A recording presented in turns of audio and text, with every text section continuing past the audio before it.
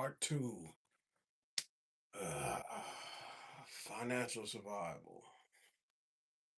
I growing up around teenage years, whatever. Life was never easy growing up, watching other people with money and having no money, but, having the mindset to be a go getter, but, not being in the same category as everyone else, because I was kind of different. It's like I had a business mind, but I didn't have the business money. I knew how to go about life. I knew how to get it. I knew what people had to do to get to where they wanted to be financially and stuff like that. I wasn't always the good guy. Yeah, I can't say I was the bookie because most of the time the bookie is the boss. And that's how a lot of bosses are made. But I was just an average kid, that knew how to survive. So we're gonna jump right into it, and we're gonna go on to survival episode two. Yeah, financial survival. We're gonna say what the first thing you gotta find people. After you start believing in yourself, you have to find other people to believe in you as well, to give you a chance and stuff like that, to move up, to advance, especially coming from being poor or whatever, not having any money. You have to apply mathematics. You want to get the highest grades you can get in that. You know, B is good enough. A is excellent. C is getting by. And D, you better try harder because, if you used to make C's and B's and all of this stuff, and you've already done the curriculum, pretty much just being lazy. But we're going to move ahead with this. The first thing you want to do, you gotta search. You got to know what your credit score is to start off. That's a good starting point. You got to know what's on there and stuff like that. They say when you're 18, everyone starts with a, I think it's a 630 or 620 credit score. It means you pretty much have no credit lines open. This is a start and you're ready to go.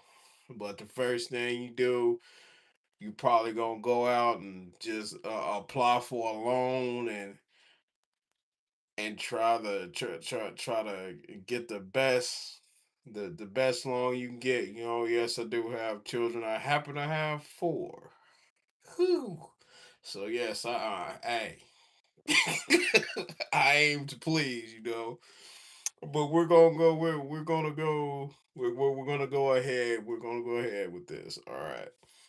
Back to what we were talking about. All right. What you gonna do? You look for loan companies and you search around. You might get a small loan. First, somebody might give you one of those partnership loans. Your first buddy that's going to. I loaned you $300. You had a job. I hope I helped you get the gas money to get to work. They own you about that 300. And it's gonna feel like you pretty much working for them, and you can either take that left or you can take that right. But just know you're gonna need loan companies now, later, whatever. Some people, fortunately, don't need loan companies, but they're going to go back. to where they don't want to spend their money, so they're gonna go get somebody else's money. They're gonna go get somebody with more money, like a bank or something like that. That's what you're working your way up to. But there's always somebody that believe in you if you believe in yourself and apply yourself. But the bigger the loan, the the the deeper the pockets, the bigger the loan. Put it like that. So if your pockets ain't that deep, and this is your say your first loan, you try to get started early in business and all of that, and making connections financially and stuff like that. You get your first little loan company or whatever, they riding your back about money, motivating you to get up and go to work and pay them $100 a month, and then they'll offer you this and offer you that as long as you keep clocking in and going to work and being a good Samaritan and everything and paying them their little whatever they asking for back on top of the interest. You're good, and it really those credit lines really add up quick, man. And sometimes you just want to pay them off, man. Like, I'm done. Stuff like this, it's confusing. It's become burdened on me or whatever, and then boom, you're done with that loan company. But they're not done with you, trust me. And then as long as you was paying them, you still doing everything you was doing and all of that. Might have to check the mailbox every now and then because there's gonna be something off in there. Come back and talk to us. We're partners in this. Oh, you're doing good and all that. But that first company don't mean you don't have to answer them or nothing like that. Just keep in mind that they're there for you if you need them. As long as you keep doing what you're doing and you got trust and all of that, or you know that's the highest that little loan goes, man. And then you move up, you get a better job, you get a better loan company. Better job, better loan company, better terms. And then you learn the credit cards and stuff like that. And you go through this and go through that. You looking for them and looking for them. And they say don't ask too many people for credit lines and stuff like that. But trust me, you're going to need that too. Coming from where I'm from, man, you're going to need everything. The thing is, pay 'em, man. You know, pay 'em, keep paying them, keep paying them until it's a day where you can't pay them, man. And then pretty much you're saying, I'm trying to settle my debts, man. And then you get debt relief, whatever you need, research, look and see how many people are in your corner. But unless they say 30 or $40,000 in debt, but then you can file for bankruptcy or whatever. But if you're 30 or $40,000 in debt and you're making what, yeah, $10,000, $11,000 a month, no bankruptcy judge or lawyer is gonna take you serious. They might not even take your phone call, honestly, if you're trying to file for bankruptcy, because that ain't happening, man. I don't know, because you can afford to pay for your bills and think about look around you in bankruptcy, and you look around your house and you got 7, 8, 9, 10, 11, 12, 13, $14,000 worth of merchandise, stuff that you can easily sell in an estate sale or something like that. You can't do that because you have to get rid of all of that when you file for bankruptcy. Your bed, your dressers, the art on your wall, your Xboxes, everything you got to sell it. And if you can sell all of that and pay it off, then there's no need for you to file bankruptcy because now you don't know what the hell you're doing, honestly. But you're hanging in there though. You're keeping steady. You're moving ahead, and that's good.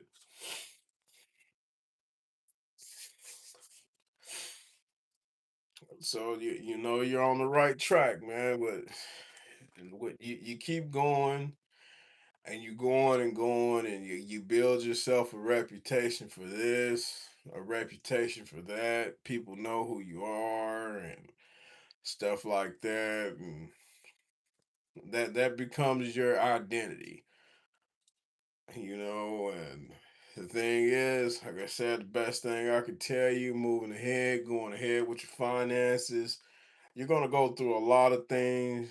You might go through a lot of loan companies, a lot of credit card companies.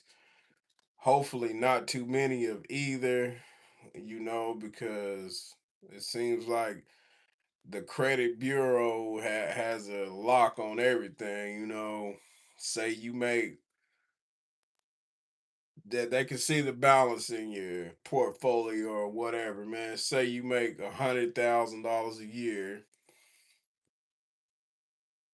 you know, and then by the time you get $5,000 or whatever in loans and debts and stuff like that, you know, it's like, boom, that's it. You have to pay off all of these credit lines first. You have to pay off this $5,000 first. And then we can see, you know, if we can increase you from $5,000. But this $5,000 right here, that's your limit. You know, when you get it down to $2,000, we'll give you $3,000. You know that this is it. You pay the whole 5,000 off. You know, over an occurrence of time, then we'll increase your limit to $10,000 or whatever. That's the way I see life. You know, because sometimes you get stuck. Maybe that's the way it works. Maybe that's not the way it works. But you're the one who has to ultimately create the balance. And if you think that being $5,000 in debt and all of that stuff is, you know, acceptable to where you don't feel like you're gonna pull your hair out or, you know, wreck your car or something like that, commit any kind of the things that you shouldn't be doing in order to pay these debts back, then hey, you know, don't force an issue, you know. Life is life, life happens. If it's gonna happen, you can't stop it from happening. But you don't need to be doing stuff like that. You should try to avoid it at all costs because all those things do, they jack up premiums and all of this, and all you're doing is getting yourself in more and more debt, and eventually you're going to be accused of racketeering or some shit like that, you know. I don't know what it is, but I know it's a federal offense. Fraud, whatever, it doesn't matter. I ain't never did it before. But yeah, people think of a whole lot of ways to get themselves out of debt, and some are dangerous, and you shouldn't be doing things like that. But it happens. And like I said, the best cushion you can have is a financial cushion. You know, one that allows you to put money back, save for your future, save for emergencies, emergency budgets, money here, money there, account here, account there, more than one bank account. You know, you got a bank account for spending, bank account for vacations, bank account to transfer money from into, like, say, all right, I got kids, or I got kids and stuff like that. And I got this little prepaid debit card. And what I do, you know, I tell you, it's attached to one of my bank accounts. And you know, you take money from that and put it on your little prepaid card, you know, and dish it out to your kids or whatever, pay for your subscriptions to YouTube and stuff like that, but you have to keep your main account safe, man. That's one thing you want to do is keep your main account safe. You don't want to attach anything to those. The only thing you want to attach to your main accounts is your pockets. But those little prepaid cards, they really come in handy. Chime, Cash App, and a whole American Express, Walmart gift card or whatever, And the thing about that is you can actually dedicate money to them. You can dedicate some of your paycheck to it. Say you want to take you got a chime card and you want to take $100 per check from your chime from your pay account to your chime card. There right there, boom, there's going to be $100 on there all the time, and the rest is going into your main account. That's how people end up, draining and going into negative territory because they only have one account. It's like you need more than one, man. You need an account for this, an account for that. I could say you only need one. You only need about one. What was I about to say? Well, either way, we're gonna move ahead. Yeah, you need more than one account, man. You need pretty much an account for anything, especially if it's major. Little prepaid cards. I can't stress that enough. You're gonna need those, man, because sometimes you're going off the wall or whatever, off track, or you like, man, I ain't got no money. My main account is spent. Oh, I forgot. I got this little prepaid account over here. And boom, you just found yourself 100, 200, 300, $400 or whatever, $10, $20. Or you like, all right, I want to subscribe to YouTube Music. They got all of the jams, they got all of the albums and everything, and I want a subscription. But I don't want to give them my bank account. What? They also take prepaid cards, man.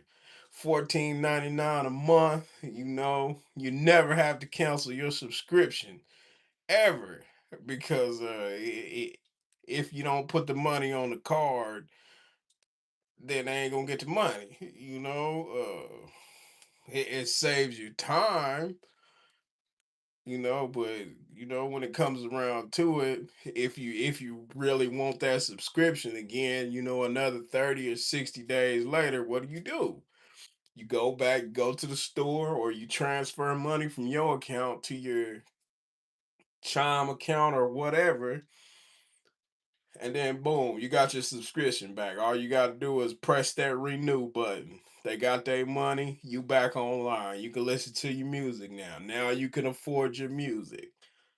You got Netflix, but you don't know if you want to pay for it month to month. So what are you gonna do? You're gonna put that Chime card. You're not gonna put your main account on file. You're gonna put your Chime card on file.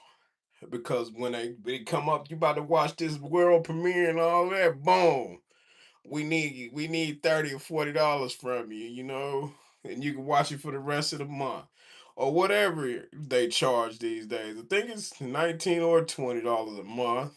What are you gonna do?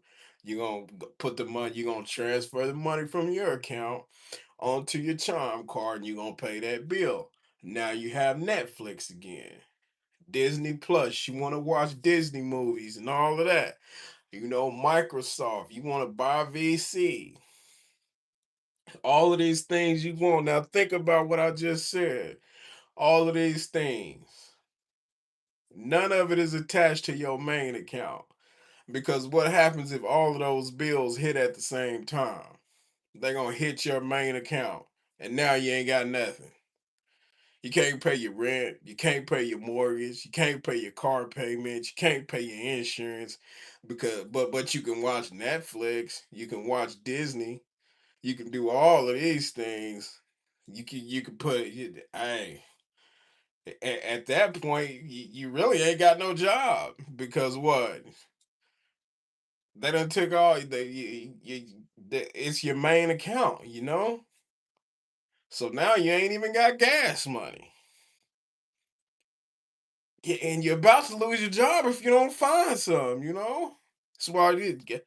Hey, they say lawnmowers are expensive, man. Get you a lawnmower, a 5 gallon jug, a refill jug, man. You always got gas. You know, you always got 5 gallons of gas, man. And that's gonna get you through in case you gotta put your lawnmower gas in your car because you fucked up. Because you how did you screw up? Because you attached everything to your main account. Now you got nothing. You thought you was rich, but did you think about all of these bills? All of this stuff comes monthly, monthly, monthly, monthly. So yeah, you don't want that. So now you have all of these. You have this. You got that. Savings accounts. Everything is going for you. You know, but still, like I said, when you're working and stuff like that, sometimes you don't have to pay your debts, and you do. You're gonna need a debt relief account, no matter what, especially when you start making life decisions. You know, it might take a little bit of time. They say it takes 5 or 10 minutes. It don't take too damn long. It take about 30 or 40 minutes, man. But then you'll have your debt account. Don't block them. You know, just every now and then they send you an email or whatever asking you are do you feel like you're ready to get back on track, because you do need to get back on track, because once you get back on track with what you're doing, then you know your credit score is going to go back up. You're going to get your loan companies back. You're going to regain trust, and all of that, all of those smiles are going to turn into frown. All of those frowns are going to turn into smiles. You know, and people are going to be happy to see you, more happy to see you. But like I said, what you want to do, you you're not going to find the right company the first time. It might take a couple of times, you know.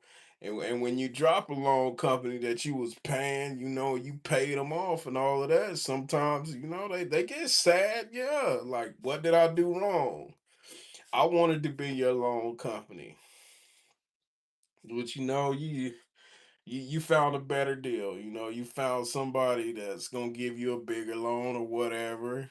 That's gonna fit what you need right now. But the most important thing is, like I said, when you have these accounts, you really want to keep them on track, man. When you get off track, get back on track as soon as you can, because you know life happens, and you never know when you're gonna need that extra money or when you're gonna want it for anything, you know.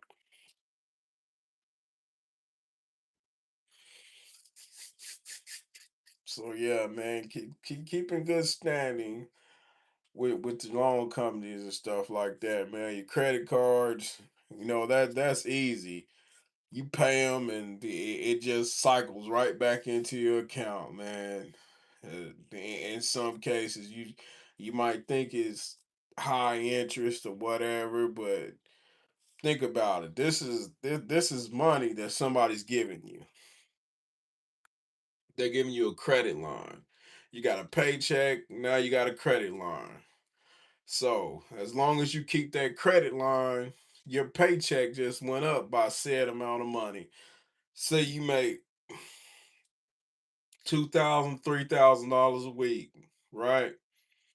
And then you got a credit card for $5,000. That $5,000 is right here. You got $2,000 a week. Leave this right here. You know, keep living off your paycheck how you been living. You know, when you need a little $100 or something, you know, you ain't got no lunch money, boom. credit card. Don't use that to take out everybody to eat though, because don't forget, them motherfuckers ain't gonna help you pay that shit back. you got you gotta pay that back. Yeah, unless you going somewhere for like, man, let me see. I mean, the most I can spend on the homies is about, I got a family of six.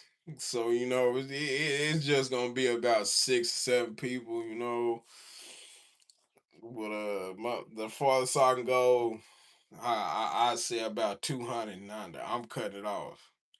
That's it, unless we just up here, credit lines going up, and so is my fucking paycheck. But yeah, man, those credit cards, they really help you out. There's credit lines, there's overdrafts and all of that. There's stuff that you want to stay positive with. You want to keep this because that adds to who you are. That adds to your trust, your balances and checks and emergency funds and stuff like that. That gets you there. Like if you're in a bind, I can help you out with $1,000, but you might be a little behind until you get out of your bind. But just don't don't switch up on me, because that's more than anything. Let me know or whatever if you have any plans about the account, overseeing the account. That way you gave us prior notice and stuff like that of your intentions, so you're in good standings. After that, it's the banker's fault. It's not yours because you told them straight up. So you keep going on, you keep going ahead, man, and keep everything on track, keep your finances straight. You can live. There might be a time when you're almost about to lose a roof over your head, and all of those people that came together to help your ass out, man. Don't forget about them because they was there for you. You think nobody's there for you, they was there for you. Because think about it, what would you have if they wasn't there for you? If they wasn't there to give you that loan or that overdraft fee, if they wasn't there to give you that line of credit or whatever, where would you be? You'd be right back to where you started. So, dude, like I said, get you your get every account you need, man. If I missed anything, I'm pretty sure I didn't up to this point, but you're gonna have to go back and you're gonna have to rewatch it again because I can't spend another 30 minutes going through this with you. You can just go back and rewatch it again, man, because right now, as you can see, there's more videos on the profile that involve music and video games. I'm about to do one of those, and more than likely it's gonna be video games. So, like I said, man, keep yourself safe. When you think nobody's there for you, there's somebody there for you. You're just not paying attention to who's there for you because you feel like it's not enough help. But think about it, man. Your electric bill is on $100. What do you need $7,000 for? You only need 100. Get the 100, pay it back. You fucked up, not them. Or whatever. Just strive to be more. Strive to do better. If you never had a car, you're probably gonna have to get a car loan or whatever.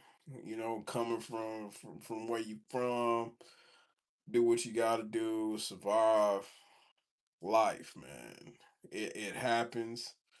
People try to screw it up because they feel like they're not where they are. So why should you be where you want to be? There's gonna be people that say you owe them money and you don't owe them nothing. That's part of life.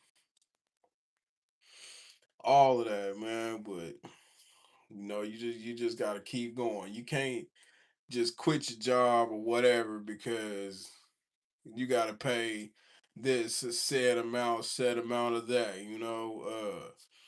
I wish I could help everybody out. Brothers with man, like I said, coming from where I'm from, people that get everybody pregnant, whatever like that. I ain't trying to go hood with it or whatever, but where I'm from, you got to know when it's time to pull back. You know what I'm saying? Don't try to get everybody pregnant. Don't try to make everybody. Don't try to put your mark on everybody because this is America, and eventually it's gonna cost your ass. So if you no,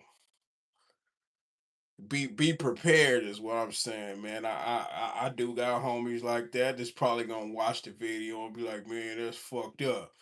You know what I'm saying? It is fucked up, but I told you that a long ass fucking time ago. So this is coming as no surprise to you. You know what I'm saying? Nah, man. I mean, you can handle your business. You do whatever you do, man. That shoe, I'm sorry, I'm late. I'm like on this new episode or whatever. I'm pretty much a day and a half late, quite honestly. But uh, I'm glad you were here. Watched the video, or whatever. If you missed anything, you want to see it again, then go watch it again. Press rewind whenever it uploads in the next probably day or so, because it takes a long time for these videos to upload. I don't know why, but it does. No, yeah, man, keep your head on straight. You know, build your family, build your legacy, because we all have to leave something behind. Some of us leave nothing behind, except for a pair of dirty underwear. But man, I hope you get to a point to where you can wash them motherfuckers, Uh man, more power to you. Take care of your business. And I'm out.